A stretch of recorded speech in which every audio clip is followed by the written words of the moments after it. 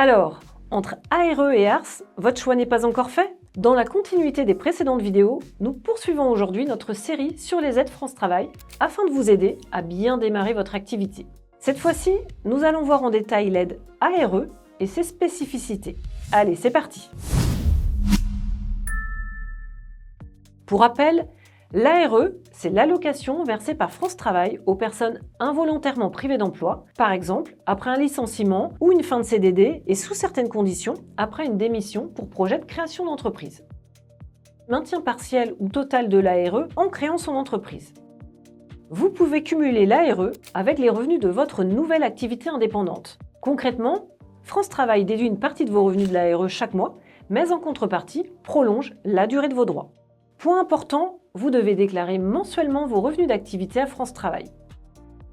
Les conditions. Attention, pour bénéficier de l'ARE, il faut bien sûr y être éligible au moment où vous créez ou reprenez votre entreprise en étant inscrit à France Travail avant la création de votre entreprise. Idéalement, il faut avoir validé votre projet avec votre conseiller.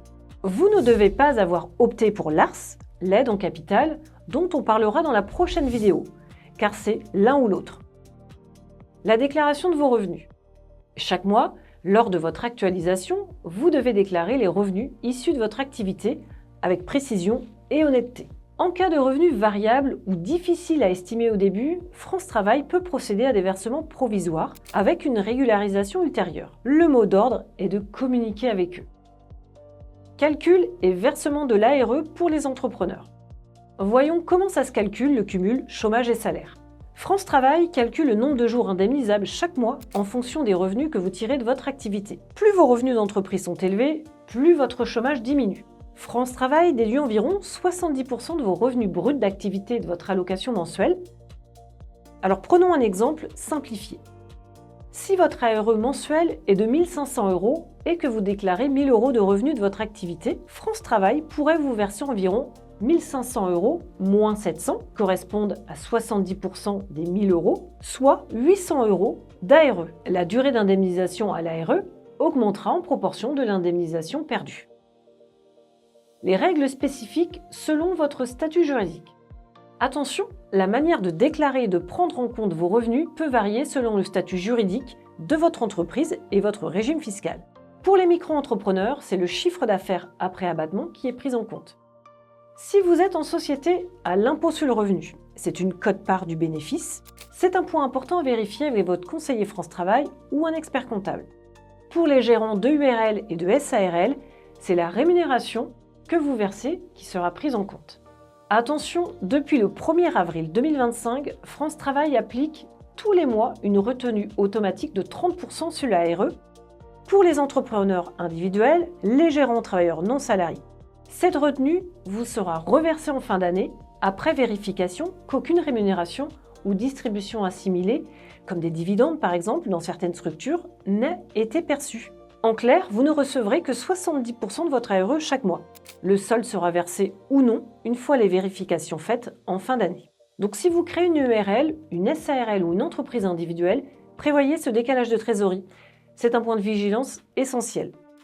En revanche, pour les assimilés salariés, gérants minoritaires ou présidents de SAS, rien ne change. Ce sera bien 100% qui sera versé chaque mois. Les avantages de l'ARE pour un entrepreneur. Le principal avantage de l'ARE, c'est la sécurité d'un revenu mensuel régulier. Vous continuez aussi à être couvert par la protection sociale et, point non négligeable, les jours d'ARE non versés du fait de vos revenus d'activité reportent la fin de vos droits, ce qui peut être utile si votre entreprise met du temps à décoller ou si vous devez la cesser. Sous certaines conditions, vous continuez même à valider les trimestres pour votre retraite de base. Les inconvénients. Côté inconvénient, la gestion mensuelle des déclarations et les calculs peuvent parfois sembler complexes. Vos revenus d'activité ont un impact direct et immédiat sur le montant de l'ARE, et ce n'est pas tout. Le versement de l'ARE est désormais plafonné à 60% de vos droits initiaux totaux, quel que soit votre cas. Par exemple, un président de SAS avec 100% des versements mensuels aura son ARE plafonné à 60%. Ce sera la même chose pour un gérant de SARL qui ne touchera que 70% mensuellement en attendant la régularisation en fin d'année, mais toujours dans la limite de 60% de l'ARE totale.